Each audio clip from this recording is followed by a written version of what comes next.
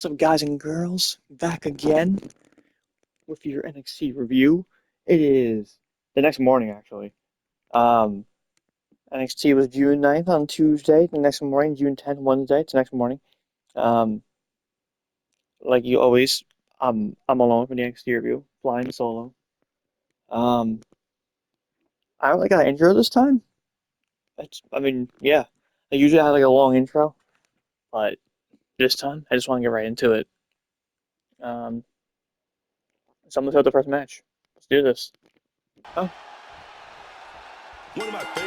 Alright, so this first match, Friday Night SmackDown, Fraxiom, Frazer and Axiom are back on NXT. Go to the tag team on NXT. Tristan back on the show because they've been sorely missed on the main roster on SmackDown. They've barely been used on NXT. They were a very good tag team. Two-time NXT Tag Team Champions, by the way. Most of the show, this match proved two things in my opinion about Fraxiom. Number one, they're sorely missed on NXT. Did not use them in the roster. And number two, they can have a good tag team match with anyone. I am personally not a fan of Noam. I think he's kind of boring. But the new guy, Romeo Moreno, he teamed with Noam in a tag match against Fraxiom, and it was a banger. I gotta give all four men credit. They had bangers. And Fraxiom won. Axiom pinned Noam. Then after the match, all four of them hugged it out, and it was good sportsmanship and stuff. Respect on all that. So overall, banger first open. Then backstage, and the Grave in the back with her best friend, Speedbone champion Wren Sinclair. Wren says about her as a distraction, and the Grave could focus on winning the world title, and she's to focus on her speed championship anyway. So she's gonna go chat with the NXT GM Robert Stone, see what she could do until she's cleared.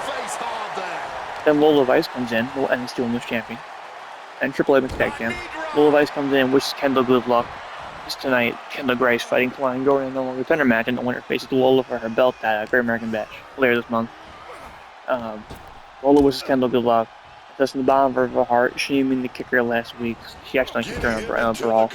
Kendal says once was a coincidence, but it happened twice, and she's not buying Lola's line. So she's gonna go handle her every single line. Back commercial. This was bad. This next thing was very Vince McMahon. I didn't like this. There was some funny parts, but it was kind of Shiloh Hill and Tristan Angels. They had a pageant contest to be named Mr. NXT. Yes, I'm not joking. This actually happened. This is round one, attire. Round one, attire. There's 3 different rounds throughout the show. This is the first round, attire. There's three judges. Rook, who's the Evolved Men's Champion currently. Kit Wilson, who we know from SmackDown, and then some comedian named Matt Matthews, who I've never heard of. All 3 of those guys, I've noticed a little theme here. All 3 guys, how do you feel about relationship? How all 3 guys are. I'll let you guys figure out that one. Also, what month is it again? Yeah. I'm not sure. Yeah.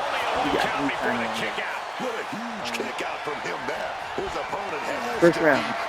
That was with Tristan Angels, Mr. NXT pattern, round 1 attire. Tristan comes out with like a suit with a white jacket and black pants, casual look. And then Shiloh Hill comes out in a gray like swimsuit. I'm gonna go to historical. Yes, my turn.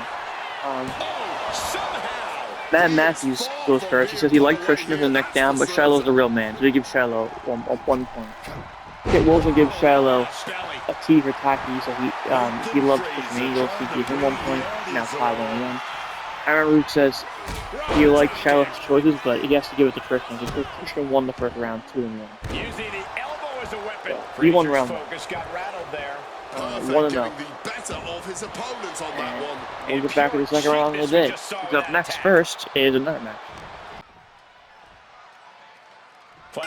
Alright, no one gets on him before. Naraku and Mason had both been on target and Tony D'Angelo for the NXT Championship. So the 3 of them are no longer dependent on each other. Rocky was making a pretty fun match. Both guys have built up pretty well. Cam Hendricks still has been kind of treating Mason Rook at the same time, so Cam Hendricks comes in there toward the end of the match and distracts Mason Rook, and because of that, Naraku wins by pinfall. Naraku is no longer contender against the championship, and he's going to be challenging Tony D'Angelo for it in the main event of Great American Bachelors. Post match, Cam Hendricks laughs at Mason Rook, and yeah, making fun of him basically. That's it. Then we go backstage. North American champion Miles Bourne and his old buddy, Tatum are in the back. Tatum wants the next tag to go better, but Miles says he's just figured out who his next challenger is. Tatum's complaining that he's always worried about that belt. Maybe he should challenge for it next. Then Vanity Project comes in. Jackson Griggs takes the issue with Miles Bourne, handing title shots out to friends. Tatum asks who he's talking to. Miko Lockwood, the Vanity Project says Jackson Griggs is talking to Tatum Heights. Basically, the match is made for next week. North American title no longer parents match. Maybe on Heights vs. Jacksonville. That'll be next week. Then we got commentary. I'm probably gonna make this the news section at the end of this episode. I know the news. It's kind of a slow news week, honestly. We're gonna be getting a Saturday night's main event. Well, we're getting the one in July at Madison Square Garden. But then after that, the next one is actually a special edition. It's gonna be a Sunday night main event. Yeah, that's happened. And next we get cool little video package, hype reel for Kate Wilder. He's talking about his background, all the risks he's taken and all that. Then we get to our next match. Alright, so next match, they've been building this up. Kendal Gray and Sinclair have been keeping Kelani Jordan for a couple weeks now. This is kind of set up. Been building Kelani Jordan up very nicely. He's on like a 5-0 like winning streak right now, singles match. Impressive. And his match in general. So, this happened. Kendal Gray vs. Kelani Jordan in an NXT Women's Championship No. Contender match. The winner challenges Lola Rice for the NXT Women's title of Great American Bachelor this month. As always, good match. These two have had like 2 matches already, and they're also really good, so this one was no better. It was also very good. Basically, towards the end of the match, the Gray wins. I was very surprised. I'm not mad. Didn't bring up Kelani. I thought it was going to be her. And the Gray also no problem with. So, Kendal Gray wins the match. She's now no longer playing for the NXT Women's Championship, but she will be challenging Lola Rice for it at Great American Bash. It's official. Could be fun. And now we go to Mr. NXT Pageant Round 2, Special Talent, Shiloh and Tristan Angels. Shiloh goes first. He basically solves a Rubik's Cube in 1 minute. And it takes him about 15 seconds. Then he gets a big yo-yo up 2 sticks, does some tricks about it, with it, and then Tristan tries to solve the Rubik's Cube, but he can't. He could do it too. But then Rook tells him he's way past time. Like he times it up basically. Tristan gets angry and starts juggling. Then Shiloh comes in and starts juggling as well on a unicycle, juggling 3 balls at once. So because of that, all 3 of the judges, Kit Wilson, Matt Matthews, and Rook, all give Shiloh Hill the win. Shiloh Hill wins round 2, so now they're 1-1. Then it's announced that the final round 3 later tonight, will be in the ring. So that's the end of the judges for tonight. Aaron, Rook, Kit Wilson, and Matt Matthews, the 3 judges that's it for them on this show. Round 3 is going to be later on in the ring. So, yeah, it's going to be public speaking. Then we go backstage. NXT champion Tony D'Angelo being defeated in the back. He says Naraku's had an impressive match. He's never discredited where he's came from or the titles he's won. He just doesn't get his driver with energy. Great American Bash. I need to bring every ounce of evil in his body. See, we did that. Because when he gets him out there and then Naraku comes in, gives Tony D a card. Tony asks what it is and Naraku just bows. And Tony opens it and looks at it and we cut away. Thought it really was. Now I got stuff on it.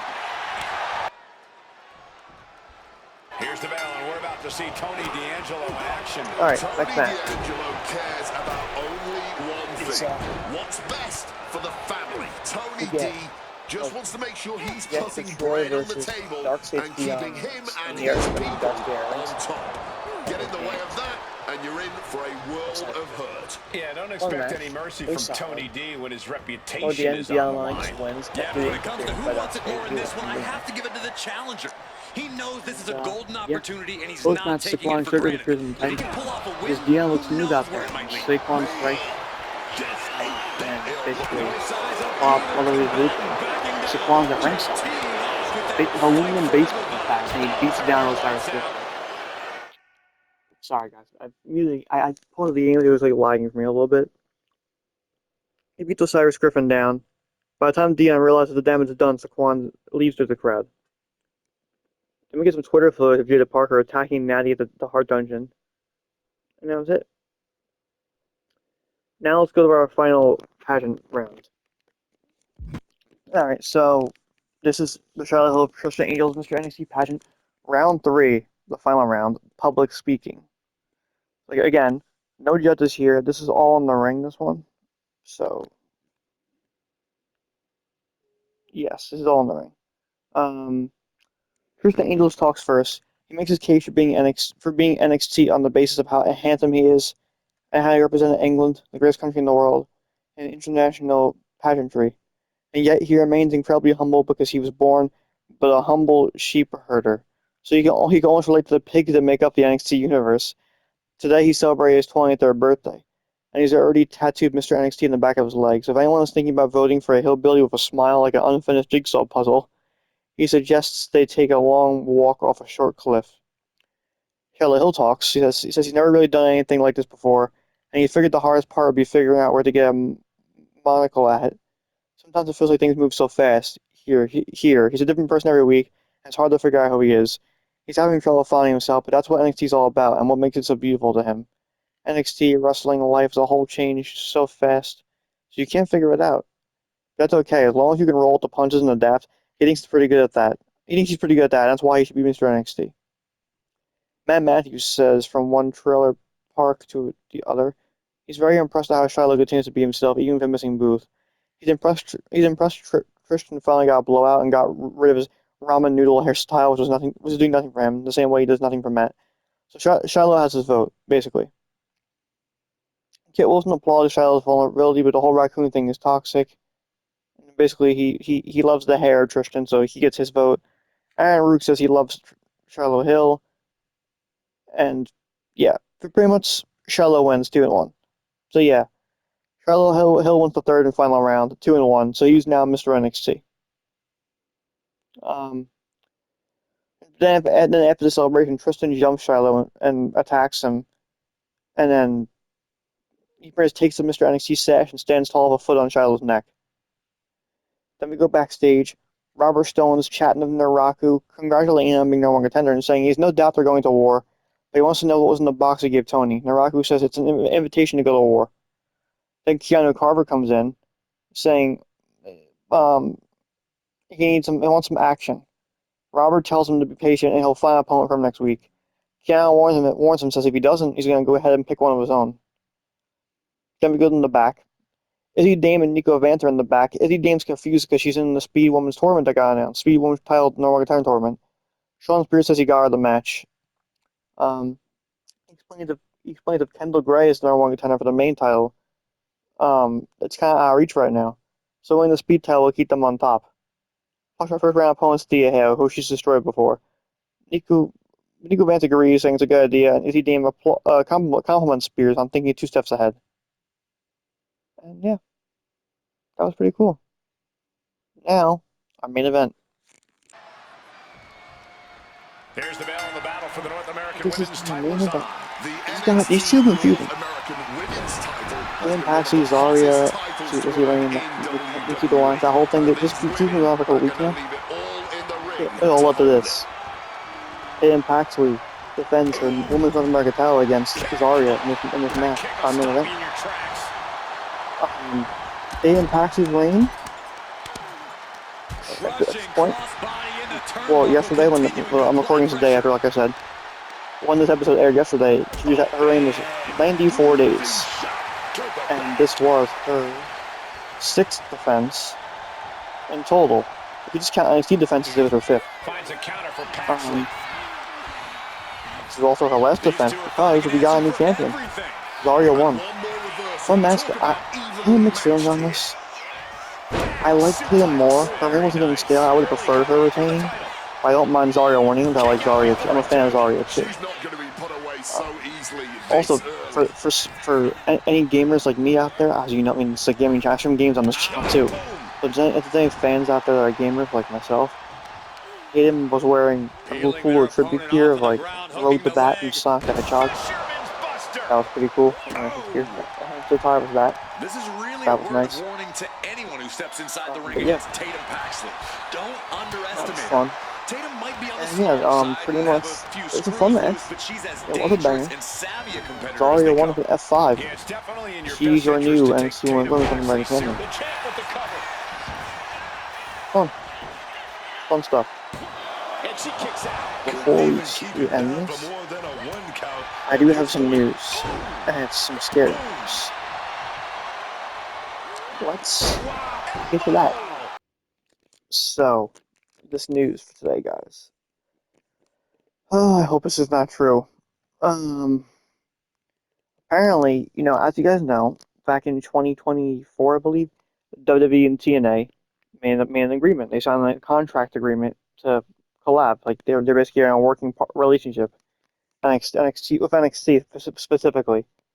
NXT stars have been on TNA. TNA stars have been on NXT. Like we've had NXT stars win TNA titles. Trick Williams, JC Jane, Stax, Ariana Grace.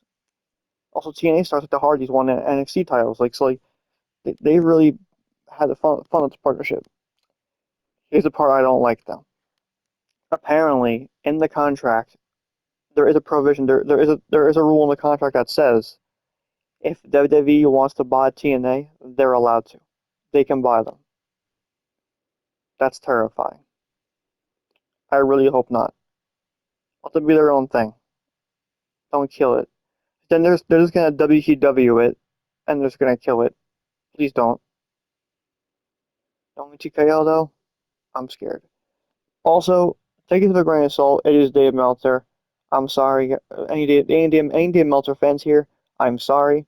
He's not that good. He's unreliable. He's gotten his facts wrong. Take it with a grain of salt. It's him saying, reporting this. So, but yeah, scary news, and that's it. Um, I'll be back this Friday for SmackDown, my co-host, and that's it for the rest of the week. See you guys next one. Peace.